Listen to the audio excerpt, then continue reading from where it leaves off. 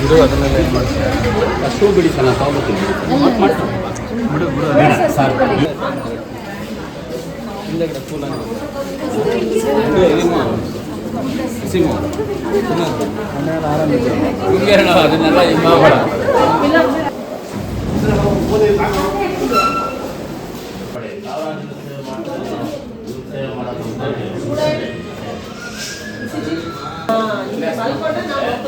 ನಾನು ಡಾಕ್ಟರ್ ಸೋನಿಯಾ ಅಂತೇಳಿ AMO ಸಾರ್ವಜನಿಕ ಆಸ್ಪತ್ರೆ ನೆಲಮಂಗಲ.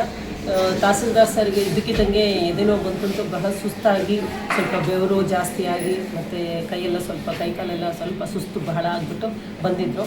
ಬಂದಮೇಲೆ ನಾವು ತಕ್ಷಣ ಅವ್ರನ್ನ ICUಲಿ ಅಡ್ಮಿಟ್ ಮಾಡಿಕೊಂಡು ಅವ್ರದ್ದು ವೈಟಲ್ಸ್ ಎಲ್ಲ ನೋಡಿದ್ವಿ. BP ಪಲ್ಸ್ ಎಲ್ಲ ಸ್ವಲ್ಪ ನಾರ್ಮಲ್ ಇತ್ತು.